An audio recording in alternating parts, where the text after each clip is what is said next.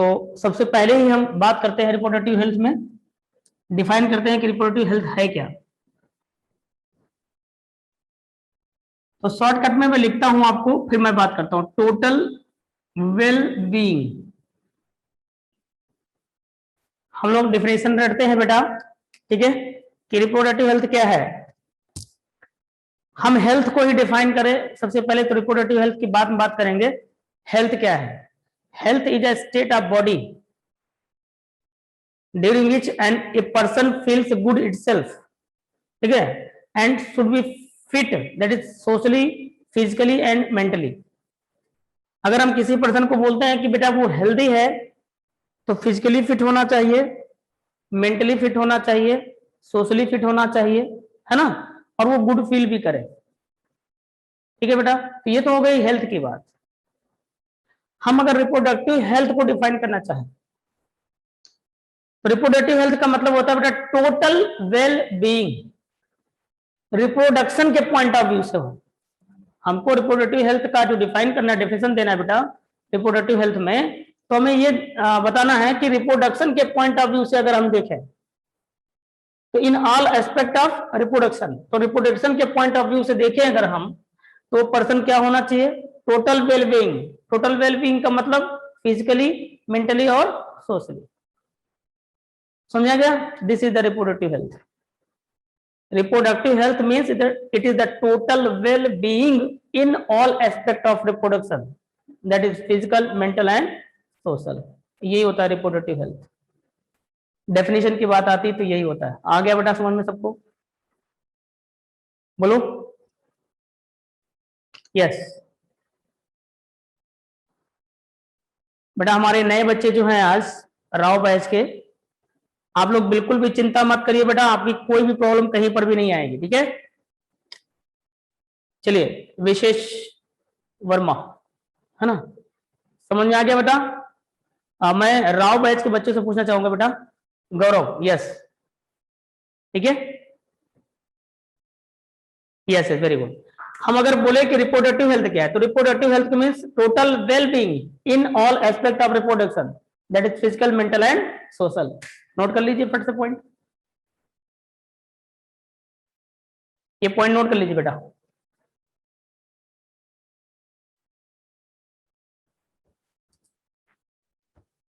Definition हो गई, हमको अलग से नहीं लिखाना बेटा, हो गया डेफिनेशन।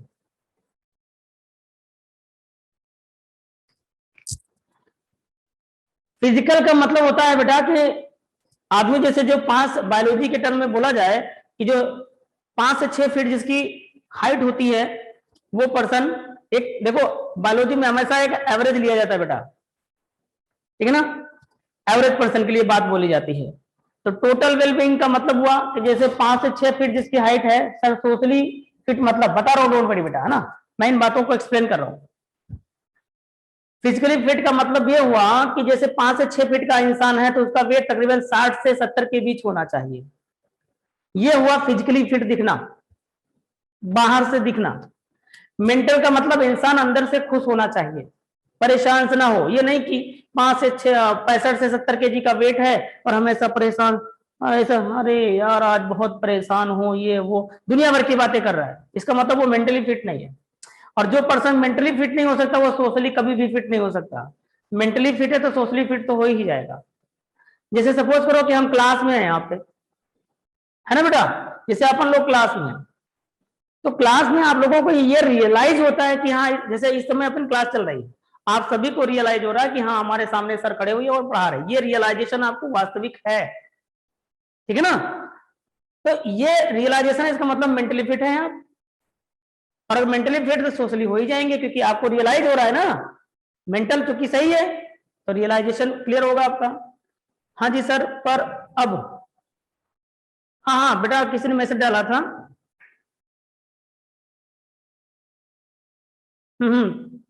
राव बैच के किसी बच्चे ने मैसेज डाला था बेटा, रिपीट करना, क्या पूछना चाहते बेटा आप?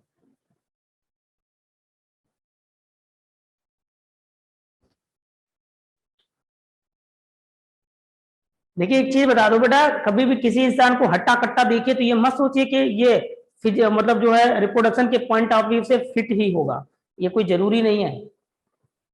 रिप्रोडक्शन के पॉइंट ऑफ व्यू से फिट होने का मतलब होना चाहिए फिजिकली भी फिट हो, ये नहीं मर्जल्ला सा इंसान है और उससे रिप्रोडक्शन की बात की जा रही है तो रिप्रोडक्शन उससे हो ही नहीं पा रहा है ना, तो वो फिजिकली फिट नहीं है। मेंटली फिट होने का मतलब जो इनसाइड इनर मोस्ट सेल्फ, यानी खुद से वो अंदर से बढ़िया से खुश होना चाहिए, इंसान हमेशा खुशनुमा होना चाहिए। और मेंटल फिट फिजिकली मीन्स और सोशली फिट होना चाहिए। हाँ मैंने कहा ना बेटा, मेंटली अगर फिट इंसान तो सोशली फिट हो ही जाएगा। रीजन है क्योंकि उसको एहसास होगा इस बात का कि हम कहाँ पे हैं। जैसे मान लो आप किसी की मैयत में चले गए, तो अब क्या वहां आप हंसी मजाक करेंगे या फिर आप ये वल्गर बातें करेंगे, रिप्रोडक्शन के पॉइंट ऑफ व्यू से लेके बातें करेंगे? नहीं करेंगे आप, क्योंकि आपको पता होता है उस दौरान कि हाँ यहाँ पर गम का माहौल है। तो अपना अपना जो बाहर से ऑरा है ना, आपका फेस वो बकायदा नजर आता है कि हाँ हम कहाँ पे हैं, है ना। तो ये मतलब होता है, समझ आ गया बेटा। तो टोटल वेलबींग का मतलब फिजिकली फिट होना चाहिए, मेंटली फिट होना चाहिए, सोशली फिट होना चाहिए। किसमें? In all aspect of reproduction. ठीक है, ऑल इज क्लियर बेटा, नोट कर लीजिए, फिर आगे नेक्स्ट पॉइंट लिखते हैं।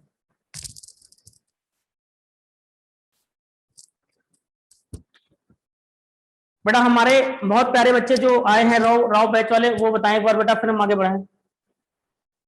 किसी कोई डाउट तो नहीं बेटा? You all are also my good student, ठीक है ना? इरेज करो बेटा, वेरी गुड वेरी गुड। ये डेफिनेशन हो गई आपकी, ठीक है।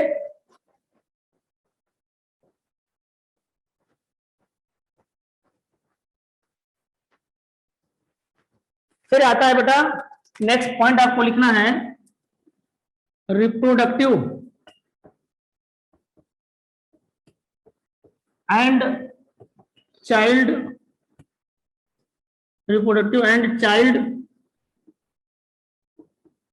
Health care programmes.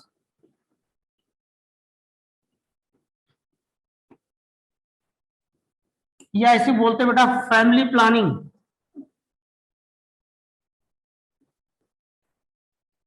Family planning.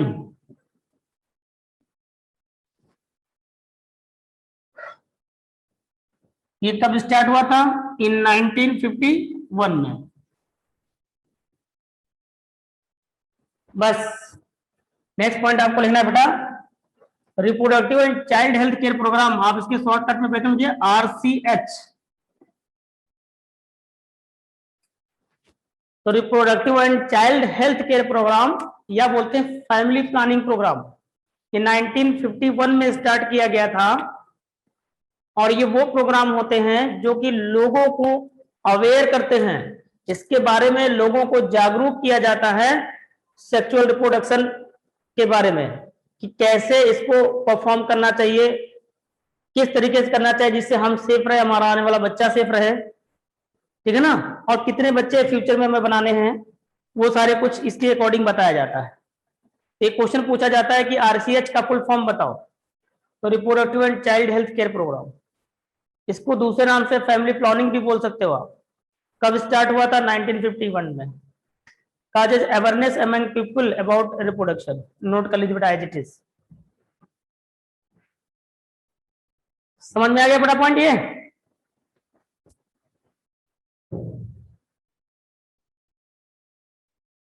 Yes very good बेटा, इरेज करो बेटा, लिख लिया आप लोगों ने?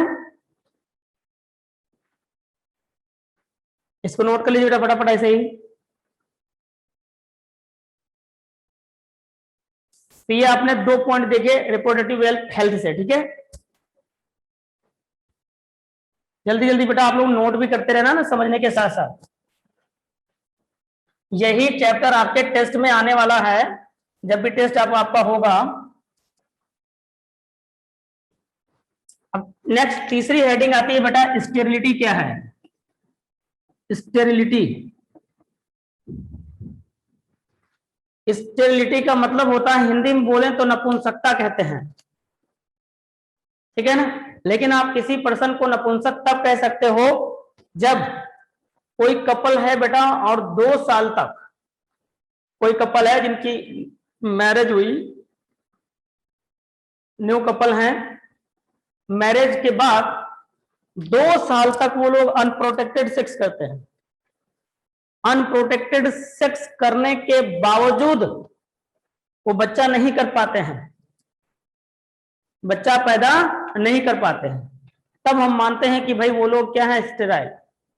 अब हो सकता है कि उन दोनों कपल, मतलब जो कपल हैं उनमें से दोनों लोग स्टेराइल हो सकते हैं, या हो सकता है मेल स्टेराइल हो, या फिर हो सकता है फीमेल स्टेराइल। तो स्टेरिलिटी का मतलब समझ में आया बेटा? स्टेरिलिटी का मतलब इनएबिलिटी टू प्रोड्यूस और conceive child even after 2 year of unprotected sex. Unprotected sex का मतलब है विशेष बेटा जहां पर जो है विदाउट कंडोम वगैरह या भी जो भी बर्थ कंट्रोल मेजर्स होते हैं उनका इस्तेमाल किए बगैर आप सेक्सुअल एक्टिविटी में इन्वॉल्व होते हैं, बावजूद उसके भी बच्चा पैदा नहीं कर पा रहे, तो बोला जाता है कि बेटा क्या है, वो couples sterile.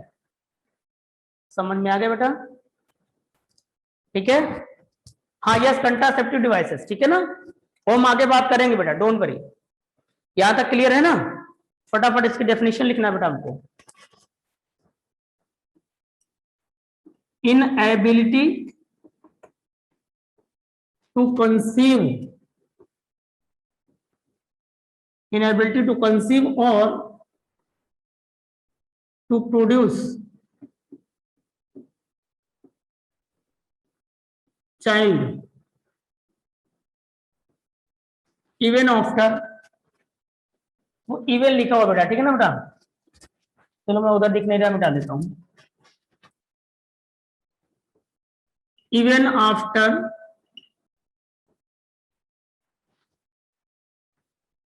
inability to conceive or to produce child even after 2 years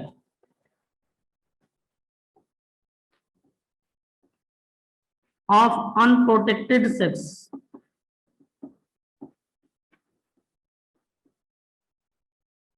by a couple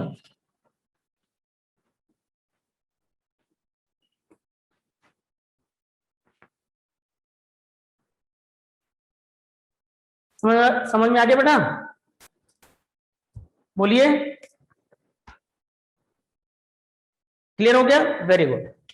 अब जाहिर सी बात है कि ये जो प्रॉब्लम क्रिएट हुई है स्टेरिलिटी, क्या इसका कोई समाधान है? हाँ है ना। वो क्या समाधान है, क्या तरीके हैं? हाँ कुछ कलाएं हैं, ART, आर्ट है ना, आर्ट्स, यस ज्योतिरादित्य। तो it can be corrected, it can be corrected with the help of assisted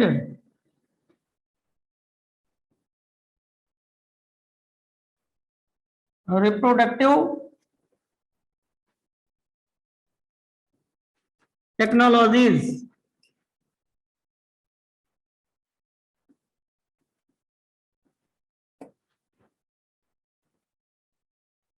ठीक है ना बेटा? नोट कर लीजिए, इस आर्ट का फुल फॉर्म आपसे पूछ लिया जाता है, ठीक है ना बेटा? हाँ राधिका कुछ कहना चाहते बेटा? All is clear?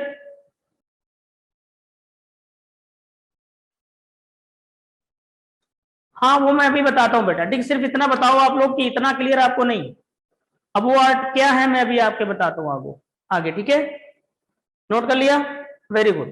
तो आपने कहा कि भाई अगर कोई कपल इनफर्टाइल है या स्टेराइल है, वो बच्चा पैदा नहीं कर पा रहा है, तो वो इन टेक्नोलॉजीज से उस बात को सुधार कर सकता है, यानी जो इनफर्टिलिटी है वो अपनी इनफर्टिलिटी को दूर कर सकता है।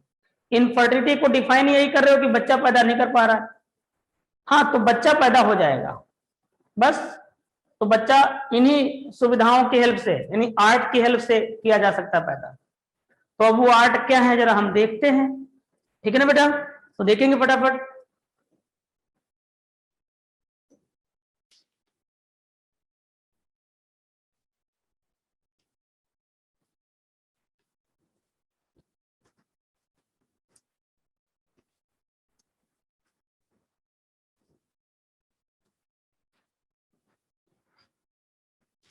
नेक्स्ट पॉइंट हम लिखेंगे बेटा, ARTs are of following types.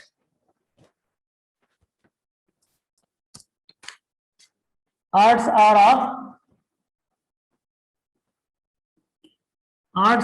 Are of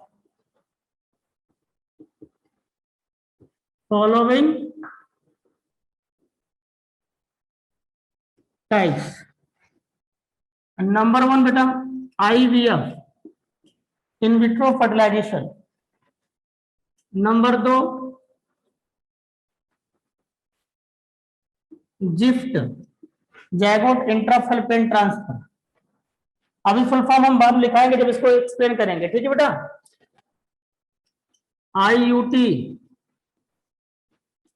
gift,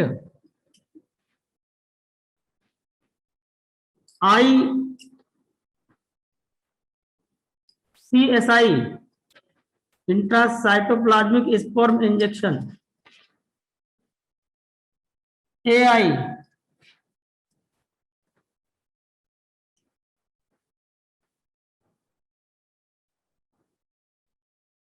IUI। Note कर लीजिए बेटा फटाफट, वेरी गुड। उसका ये सातों नोट कर लीजिए फटाफट फटाफट, जल्दी दी। हो गया पहली हेडलाइन बेटा IVF, इन विट्रो फर्टिलाइजेशन। तो ये वो कलाएं हैं, कलाएं मतलब आर्ट्स असिस्टेड रिप्रोडक्टिव टेक्नोलॉजीज, जिनकी सहायता से बच्चा पैदा किया जा सकता है, ठीक है ना बेटा। तो सबसे पहले हेड डालेंगे हम लोग बेटा IVF, in vitro fertilization. Note कर लिया आप लोगों ने?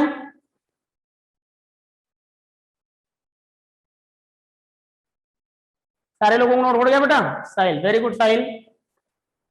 साहिल बच्चा बेटा राव बैच से होना आप।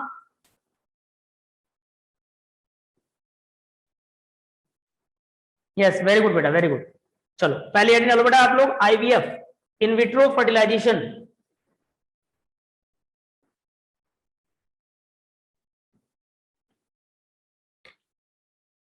इसका फुल फॉर्म है बेटा in vitro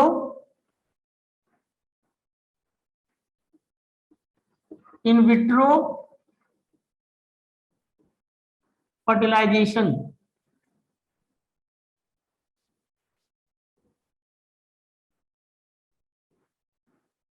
result is test tube baby, या ऐसे लिख लो जैसे मैं लिखा रहा बेटा। यहां पर लिखो बेटा फॉलोड बाई एम्ब्रियो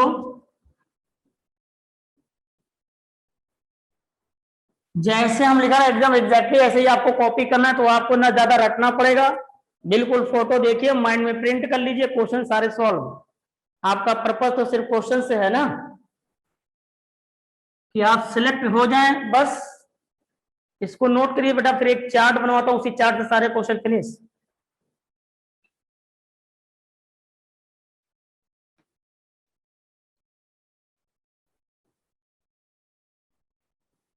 यहां पर एक पॉइंट ऐसे लिख लीजिए बेटा, result is test tube baby, test tube baby. एक लाइन लिख लीजिए, फिर ये मिटा देते हैं। मैं ये जैसा बनवाता हूं वो सुनिए ध्यान से।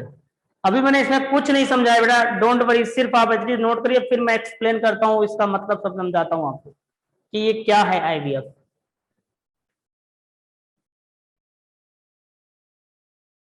हो गया बेटा? नोट कर लिया? चलिए देखिए,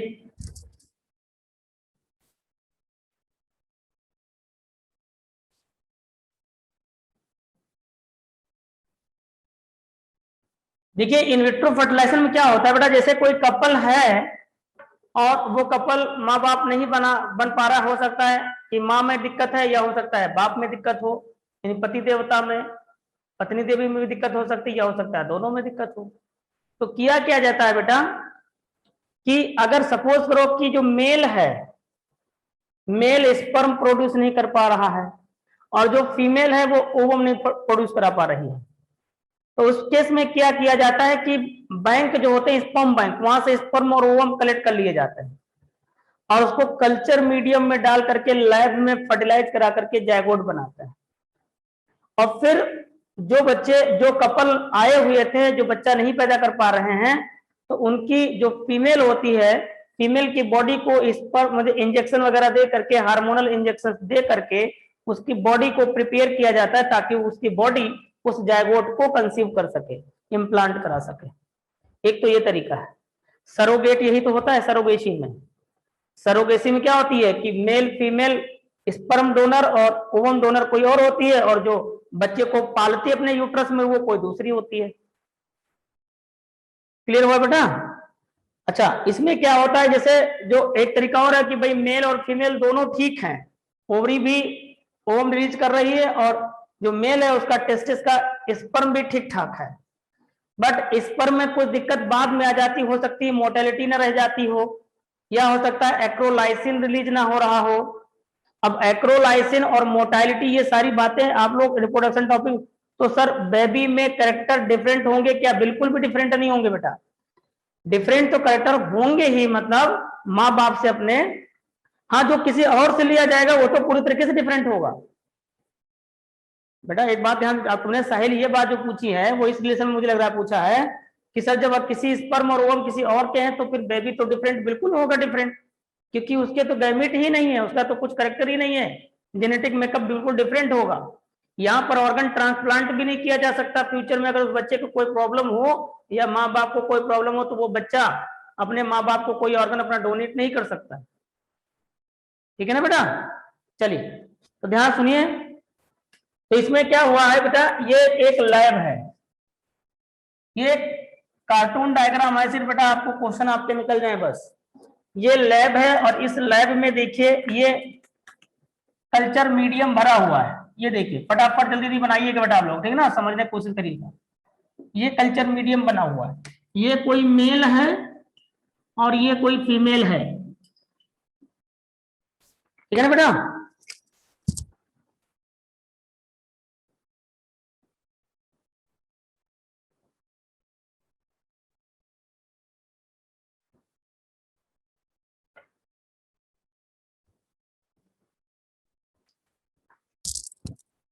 ध्यान देना बेटा, ये लैब है, ये क्या है लैब, और ये क्या है कल्चर मीडियम। कल्चर मीडियम को मतलब जहां पर ग्रोथ हो दी जा सके सेल वगैरह को, है ना, वो मीडियम। तो मेल से क्या रिलीज होगा बेटा स्पर्म,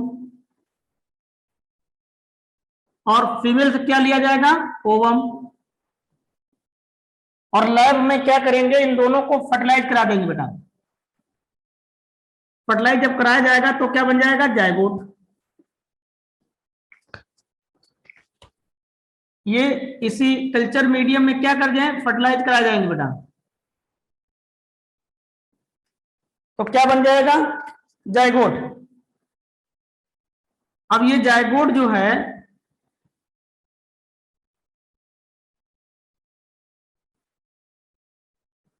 ये एम्ब्रियो 8 सेल स्टेज तक है, 8 सेल स्टेज तक। अगर ये जायगोट ग्रो कराया गया यानी एम्ब्रियो बनाया गया, अब आप एम्ब्रियो क्या होता है एक टॉपिक पढ़ चुके, इसका जस्ट पहले वाला ह्यूमन रिप्रोडक्शन वाला, वहां सारी बातें की जा चुकी है। ये जायगोट को 32 सेल स्टेज तक ग्रोथ कराया गया लैब में ही। दो तरीके हैं, हो सकता है 8 सेल स्टेज तक इसको ग्रो कराया जाए, या हो सकता है सर स्पर्म तो इजिली ऑब्टेन हो जाएगा बट ओवम कैसे? बेटा वो सब सर्जिकल प्रोसेस होते हैं, ठीक है ना, मैं वो सब कर लिए जाते हैं, उससे चिंता मत करो।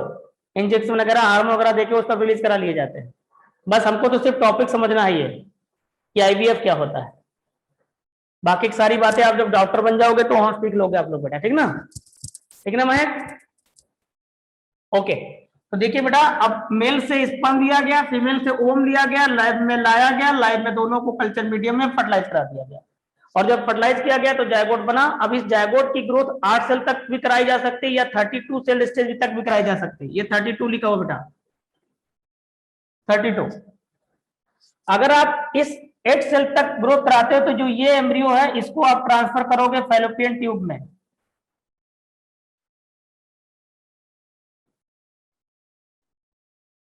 और अगर आप 32 सेल्ड स्टेज तक ग्रोथ कराते हो तो इसको आप ट्रांसफर करोगे यूट्रस में आगे ग्रोथ करने के लिए, क्योंकि इसके आगे का ग्रोथ यहाँ कल्चर मीडियम में पॉसिबल नहीं है। अगर 8 सेल तक ग्रोथ करवाते हो तो 8 सेल तक ग्रोथ कराने के बाद जब इस जायगोट को डाला जाता है यानी एम्ब्रियो को डाला जाएगा तो कहां डाला जाएगा बेटा? फैलोपियन ट्यूब में। और यही यहां तक जो होता है प्रोसेस यही कहलाता है जिफ्ट। हम इसको लिखाएंगे नहीं बेटा, ध्यान रखिएगा, इसीलिए ये प्रोग्राम करवा रहे हैं। जिफ्ट, यही जिफ्ट है। जायगोट इंट्राफैलोपियन ट्रांसफर का यही मतलब है बेटा कि जायगोट इंट्राफैलोपियन ट्रांसफर क्या होता है। तो इसमें क्या होता है, स्पर्म और ओवम को लेकर के लैब में फर्टिलाइज करेंगे, जायगोट बनाएंगे, जायगोट की ग्रोथ 8 सेल तक करवाएंगे, फिर उसको उठा करके फैलोपियन ट्यूब में डाल देते हैं। यही होता है जिफ्ट। समझ में आ गया बेटा? बोलिए, क्लियर? सर एक साइड 32 डिवीजन साइड का, हाँ यहां भी बता रहा हूं बेटा इधर। अब देखिए, अगर 32 सेल्ड स्टेज तक करवाओगे तो अगर आपको याद आ रहा हो बेटा, जब आप लोगों ने ह्यूमन रिप्रोडक्शन पढ़ा था, एम्ब्रियोनिक डेवलपमेंट, तो 8 सेल स्टेज जब बनती तो वो मार्ला ही तो बनती बेटा। और मार्ला कहां बन जाती? फैलोपियन ट्यूब में ही तो बन जाती है। इसीलिए 8 सेल स्टेज तक ग्रोथ होती है तो मार्ला में डाला, मतलब मार्ला स्टेज है ये। और ये कहां डाली जाएगी? फैलोपियन ट्यूब में। और उसके बाद मार्ला स्टेज कहां जाती थी? यूट्रस में। तो यूट्रस में आगे नंबर सेल बढ़ जाता है, 32 सेल, 64 सेल, 128, 256, इस तरीके से। तो अब 32 सेल स्टेज तक करवाए हो तो फिर फैलोपियन ट्यूब में क्यों डालोगे आप? सीधे यूट्रस में डालिए ना। यस बेटा, यहां से यहां तक का जो होगा ये कहलाता है आपका IUT, इंट्रा यूट्राइन ट्रांसफर। और यही बेटा जो प्रोसेस है ये वाला, यहां से यहां तक, यही कहलाता है टेस्ट ट्यूब बेबी। समझ में आ गया बेटा? टेस्ट ट्यूब बेबी का मतलब ही होता है कि स्पर्म और ओवम लेकर के लैब में प्रोड्यूस फर्टिलाइज करिए, जायगोट बनाइए, जायगोट को या तो इस स्टेज तक तैयार कर लीजिए या तो इस स्टेज तक, और यही टेस्ट ट्यूब बेबी कहलाता है। अब ये टेस्ट ट्यूब बेबी किन बातों में नॉर्मल बेबी से डिफरेंट होगा?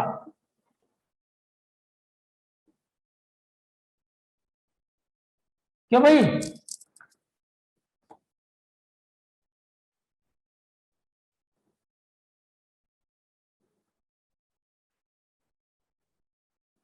टेस्ट ट्यूब बेबी सर यह नोट करना है क्या? हाँ अरे बिल्कुल बेटा, आर्यन बनाना है आपको, नोट कर लीजिए बेटा।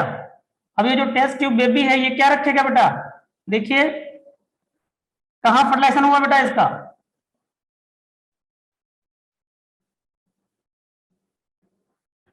इन विट्रो फर्टिलाइजेशन में डिफरेंट है। ये टेस्ट ट्यूब बेबी का फर्टिलाइजेशन का हुआ इन विट्रो।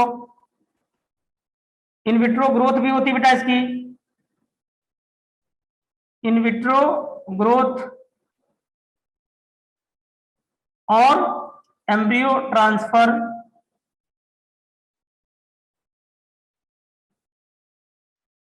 तो अभी भी आपने तो पॉइंट लिखा था आईवीएफ में फॉलोड बाय एम्ब्रियो ट्रांसफर। तो देखिए एम्ब्रियो ट्रांसफर किया तो जा रहा है फैलोपियन ट्यूब में और वहां यूट्रस में, ठीक है ना? तो ये 3 बातें नॉर्मल बेबी थोड़ी रखता है, ये क्वेश्चन आता है बेटा। Normal baby do not, normal baby do not have, क्या नहीं रखेगा? ये सारी बातें। जायगोट इंट्राफैलोपियन ट्रांसफर फुल फॉर्म लिख लेना बेटा, वहीं पर जहां आपने पहले लिखा ना वहीं पर लिख लीजिए। जायगोट जिफ्ट का फुल फॉर्म है zygote intra fallopian transfer.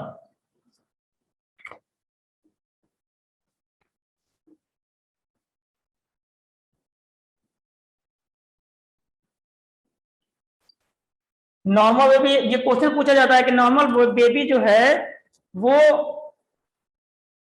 Test tube baby से किस बात पे डिफरेंट है? आईयूटी का फुल फॉर्म है बेटा intra uterine transfer, intra uterine transfer. लिख लो बेटा। अब ना तो हम जिफ्ट आपको लिखाएंगे अलग से, ना ही हम आईयूटी लिखाएंगे, ये प्रोग्राम इसीलिए हमने किया है, और ना टेस्ट ट्यूब बेबी बताएंगे। सारा कुछ ही हो गया बेटा, फटाफट कर लिए। सर टीटीबी में कोई डिसऑर्डर, टेस्ट ट्यूब बेबी में कोई डिसऑर्डर या हेल्थ इशू हो सकता है क्या? ना ना, ऐसे जनरली नहीं होगा बेटा। अगर वो होगा तो वो अभी आगे हम एमनियोसेंटेसिस बताएंगे। कोई डिसऑर्डर नहीं आता बेटा, ठीक है। डिसऑर्डर आने को तो कभी नॉर्मल बेबी में भी आ जाता है। ये क्लियर हो गया बेटा? क्या होता है इन विट्रो फर्टिलाइजेशन, क्या होता है टेस्ट ट्यूब बेबी, क्या होता है जिफ्ट, क्या होता है आईयूटी, चार चीजें एक साथ आपने समझ ली। तो अब ना हमको टेस्ट ट्यूब बेबी अलग से बताना है, ना हमको जिफ्ट आपको अलग से बताना है, ना हमको आईयूटी अलग से बताना है। जल्दी बना लीजिए फटाफट।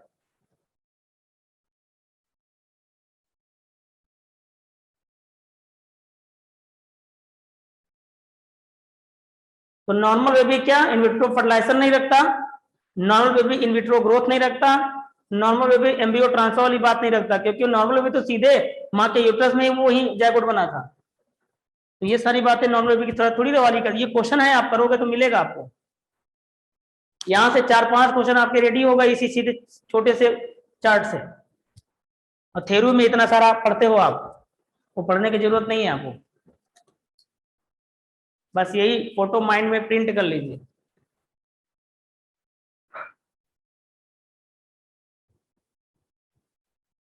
पहले ये सब चीजें मैं थ्योरेटिकल लिखाता था यार, लेकिन मैंने कल सोचा कि आपको शॉर्टकट में क्या दिखाऊं कि सारी चीजें एक साथ समझ लो और ज्यादा लिखना ना पड़े, तो यही हो गया, बन गया सोचने से। सर 32 एंड 8 सेल्ड और हाफ, हाँ मैं क्या लिखना चाहती हूँ बेटा, आप क्या कहना चाहते हो? हाफ का क्या मतलब है आपका?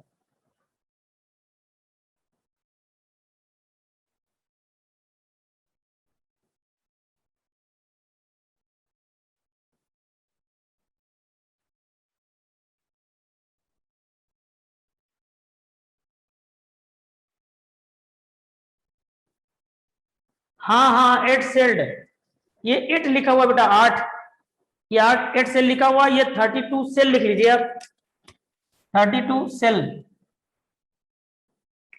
क्योंकि इन विट्रो फर्टिलाइजेशन का मतलब होता है स्पर्म और ओवम कलेक्ट किया जाते हैं, लैब में कल्चर मीडियम में रखते हैं, फर्टिलाइज कर देते हैं, जायगोट बन जाता है।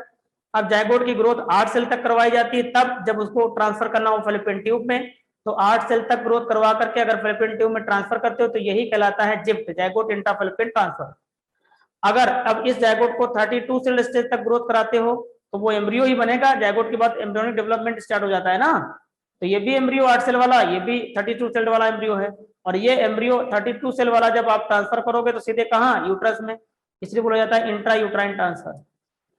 क्लियर? क्योंकि 8 सेल का स्टेज मॉर्ला स्टेज होता है जो कि फैलोपियन ट्यूब में होता है, इसलिए फैलोपियन ट्यूब में ट्रांसफर किया जा रहा है। और जो 32 सेल स्टेज होता है वो मॉर्ला आ जाता है कहाँ, आपके यूट्राइन कैविटी में, इसलिए सीधे यूट्रस में डाला गया है। और यही होता है टेस्ट ट्यूब बेबी, यानी लैब में जायगोट बना करके 8 सेल का एम्ब्रियो या 32 सेल का एम्ब्रियो प्रोड्यूस कराना ही टेस्ट ट्यूब बेबी कहलाता है। समझ में आ गया बेटा? और टेस्ट ट्यूब बेबी एक नॉर्मल बेबी से किस बात में डिफरेंट होगा? इन विट्रो फर्टिलाइजेशन के पॉइंट ऑफ व्यू से, इन विट्रो ग्रोथ के पॉइंट ऑफ व्यू से, और एम्ब्रियो ट्रांसफर के पॉइंट ऑफ व्यू से। तो ये सारी चीजें नॉर्मल बेबी में थोड़ी ना होती हैं। क्लियर हो गया बेटा? बोलिए।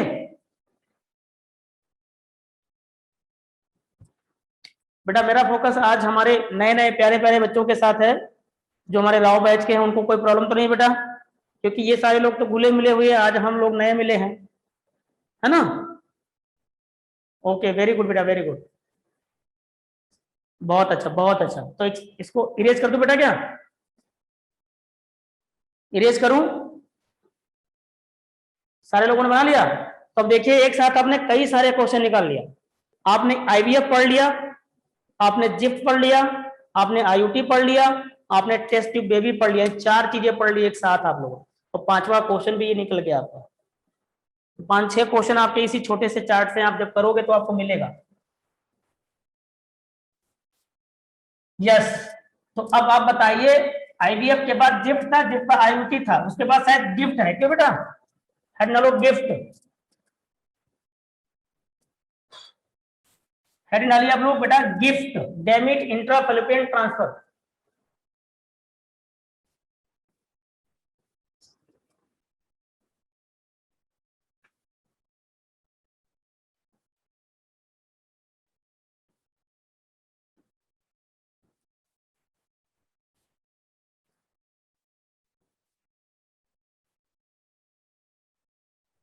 चलिए बेटा, तो आपने सबसे पहले रिप्रोडक्टिव हेल्थ को डिफाइन किया, फिर आपने आरसीएच देखा, फिर आपने इनफर्टिलिटी देखा, और इनफर्टिलिटी को करेक्ट करने वाले ऑप्शन पढ़ रहे हैं हम लोग, तरीके, है ना। नेक्स्ट डाली हेडिंग बेटा, gift, gamete intra fallopian transfer.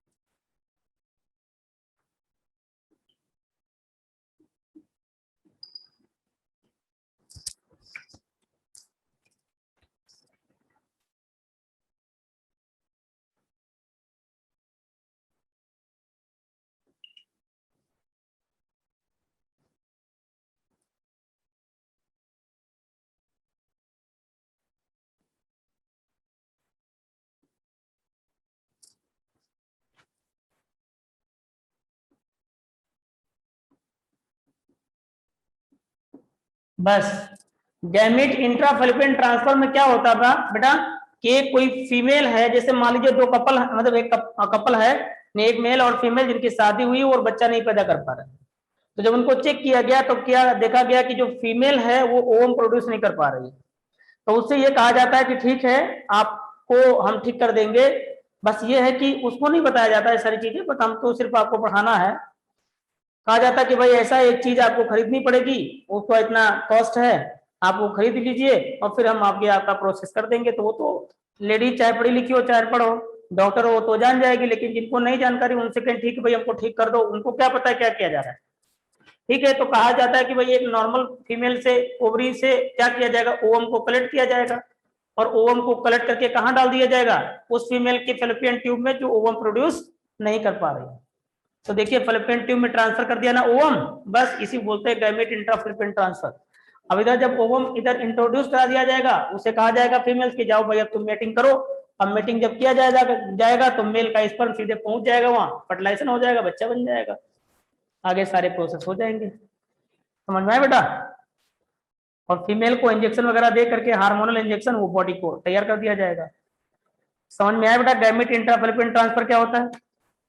Gamete इंट्राफैलोपियन transfer में होता क्या कि नॉर्मल फीमेल की ओवरी से ओवम को निकाल करके सीधे उस फीमेल की फैलोपियन ट्यूब में डाल देते हैं जो फीमेल ओवम रिलीज नहीं कर पा रही।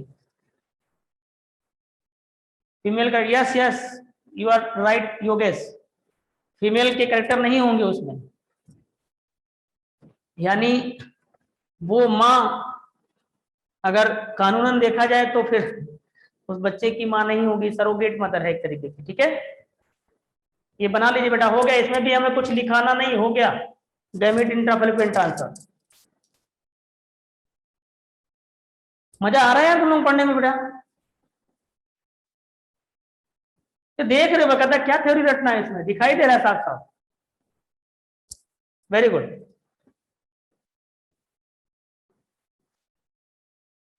तो ये वो टेक्नोलॉजीज हैं जिसकी हेल्प से जो है हम इस प्रॉब्लम को दूर कर ले रहे हैं। ठीक है, मैं डालू बेटा, ये हमने यूट्रस दिखाया हुआ है तो हमसे मतलब इतना ज्यादा कुछ रफ डायग्राम है बेटा, तो सिर्फ हमारा मतलब फैलोपियन ट्यूब से था। ठीक है ना, हमारे प्यारे बच्चे राव वाले बेटा, हो गया। हाँ हाँ, पारस ने कुछ कहा बेटा, हम नहीं पढ़ पाए आपका message, please repeat this message.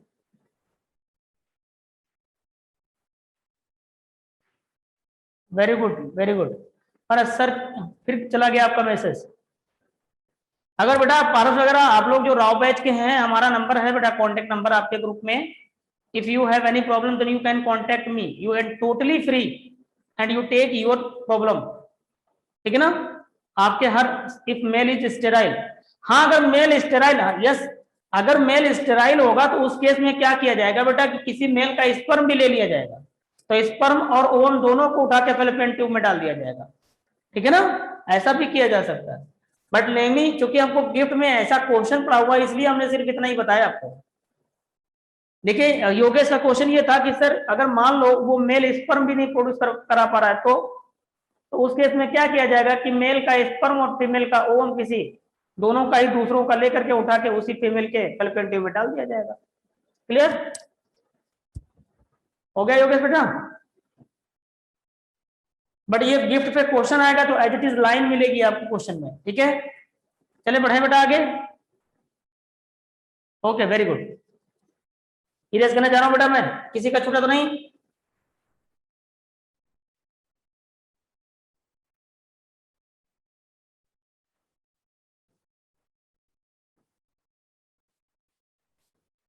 बस यहाँ कुछ लिखाना नहीं बेटा, जो लिखाना था वो हमने देखने, अब देखना लग गए खुद ही, तो देख करके खुद ही लिख सकते हो आप, खुद ही जान समझ गए। गिफ्ट के बाद क्या है बेटा? AI। गिफ्ट बाद कौन सा नंबर है आपका? बोलो भाई। ICSI, very good. ICSI,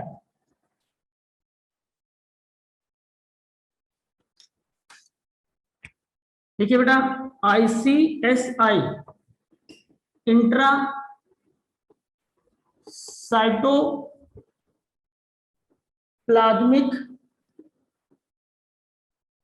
sperm injection, इसका फुल फॉर्म होता है बेटा इंट्रा साइटोप्लाज्मिक स्पर्म इंजेक्शन। ये है बेटा मान लीजिए ओवम, और ये है स्पर्म, ठीक है बेटा, और ये उसका साइटोप्लाज्म है।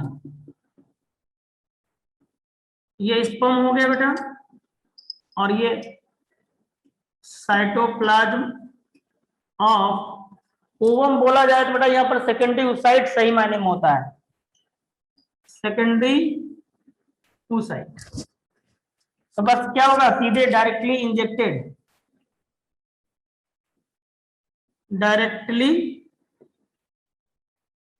Injected into cytoplasm. सर आप कहां से हैं? विशाल पंचाल है ना? क्यों विशाल? मेरे नए बच्चे हैं जो राह वाले जाना चाहते हैं बच्चे। हाँ, कोई नहीं बेटा, आप लोग हमसे जुड़ गए हैं तो जान ही जाएंगे हम कहाँ से हैं। आपको DNG से पढ़ाते हैं ना? हाँ विशाल जी, यस यस, लखनऊ। योगेश, कैसे जाने यार आप लोग?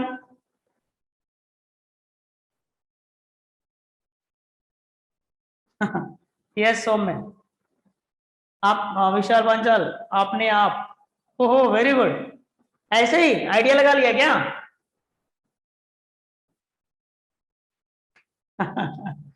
Yes yes yes, I am from Lucknow बेटा, यूपी। ठीक है, ये डायरेक्टली लिखा हुआ बेटा, डायरेक्टली। मेरी लैंग्वेज से शायद आपने जाना होगा आई थिंक। क्यों विशाल?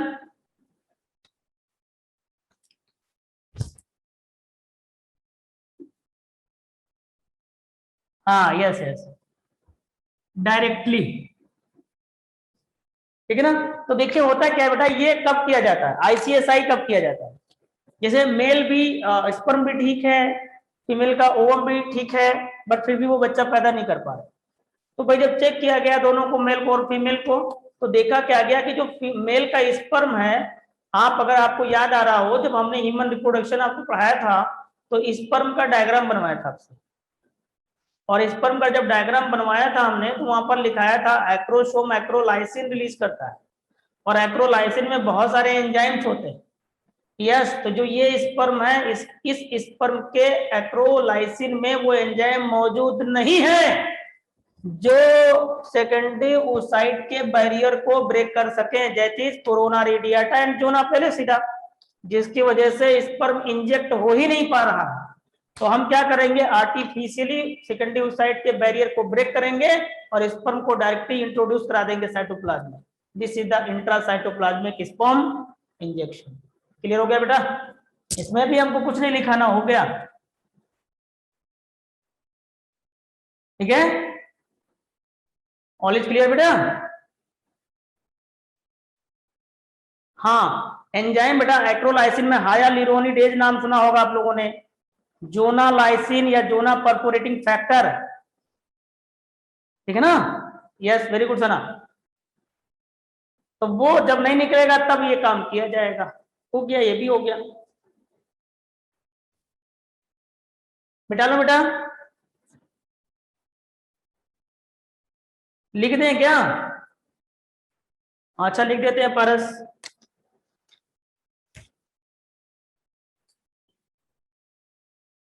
डन व्हेन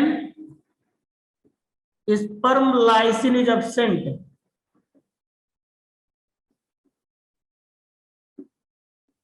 ये तो कॉमन सेंस है बेटा, ये तो आपको ऐसे ही पता होना चाहिए कि साइटोप्लाज्म में डायरेक्ट एंटर कर रहे हो तो क्यों एंटर कर रहे हो?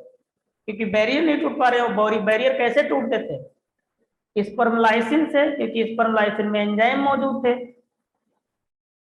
और यहाँ बैरियर नहीं टूट रहे, इसका मतलब एंजाइम मौजूद नहीं है स्पर्मलाइसिन में, या स्पर्मलाइसिन ही सिक्रीट नहीं हो रहा।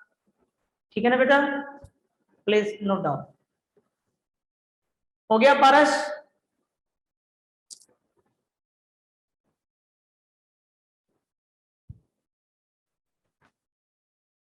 राव बैक बेटा, आप लोग आर यू एंजॉइंग?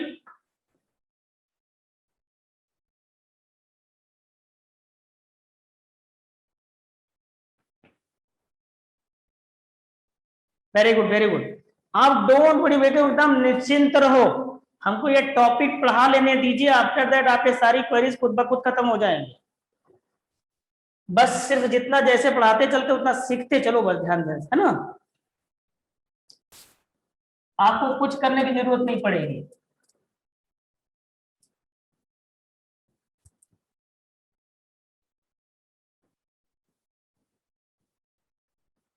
आप हमारी नोट्स का एक एक पॉइंट क्लियर कर लीजिएगा। बोर्ड क्लियर नहीं है क्या बेटा निशांत? बेटा बोर्ड क्लियर नहीं आ रहा क्या? क्लियर आ रहा है बेटा, बाकी बच्चों का मैसेज आ रहा है क्लियर है सर। तो निशांत बेटा आपकी तरफ नेटवर्क इशू होगा, है ना। चलिए कोई नहीं बेटा। आईसीएसआई के बाद क्या है? एआई, आर्टिफिशियल इंसेमिनेशन लिखा था, बोलो बेटा। हाँ यस, तो लिखिए बेटा आर्टिफिशियल एआई। एआई का फुल फॉर्म होता है आर्टिफिशियल इंसेमिनेशन।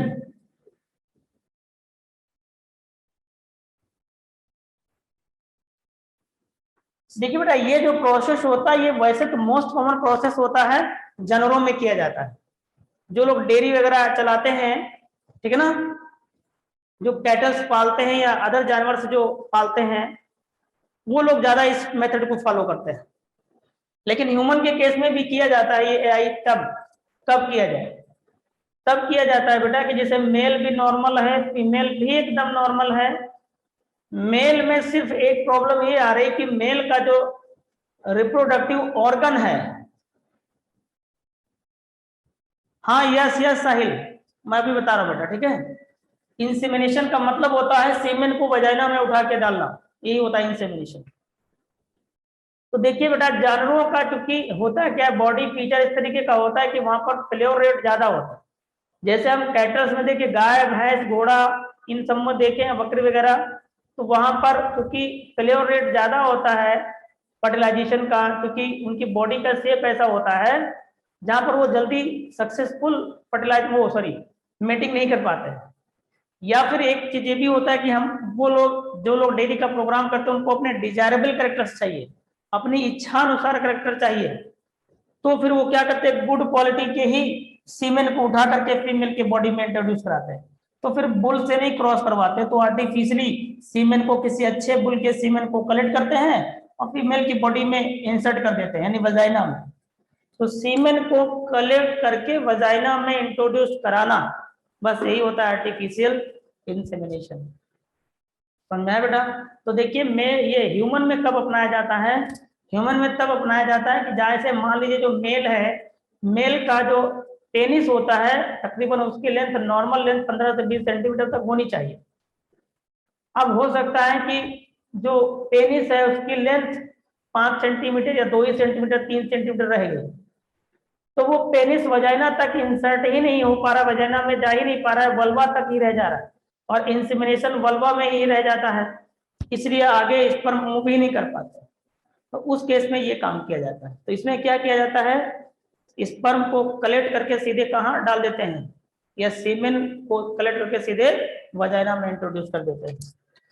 तो बस सीधा इतना लिखना है बेटा, सीमेन और स्पर्म कहाँ, वजाइना में इंजेक्टेड, बस ऐसे लिख लीजिए, हो गया आर्टिफिशियल इंसेमिनेशन। आर्टिफिशियली लिख रहा, आर्टिफिशियली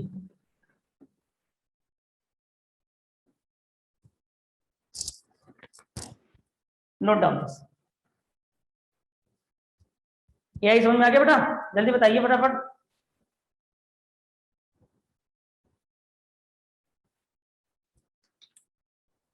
यस, वेरी गुड। चलिए, तो ये आपका एआई खत्म हो गया। उसके बाद देखिए कौन सा बेटा है, एआई के बाद क्या है, IUI होगा, है ना? Yes yes, IUI।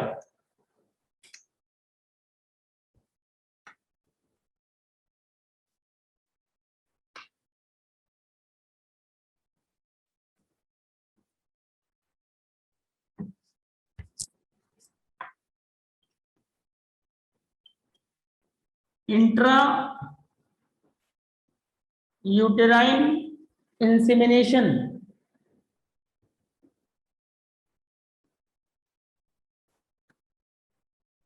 Intra uterine insemination इसका फुल फॉर्म होता है बेटा, ठीक है?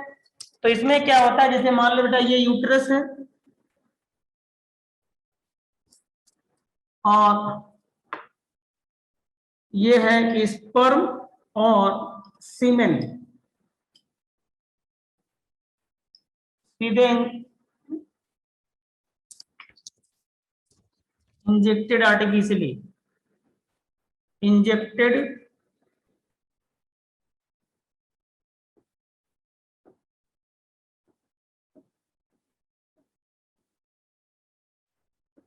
हो गया बेटा। इंट्रा यूट्राइन इंसेमिनेशन, सीधे यूट्रस में स्पर्म या सीमेन को उठा के डाल देना आर्टिफिशियली, यही कहलाता है यूट्राइन इंसेमिनेशन। ये तब किया जा सकता है जब स्पर्म की मोटिलिटी कम हो, यानी स्पर्म तक पहुंचने में काफी ज्यादा वक्त लगा रहा हो, तो पता लगा स्पर्म वहां तक पहुंचते पहुंचते बेकार हो जाए, इसलिए उठा के आधी दूरी ऐसे ही तय करा दी जाती, सीधे डायरेक्ट यूट्रस में डाल दिया ताकि थोड़ी दूरी तय करने को रह जाए। क्लियर हो गया बेटा?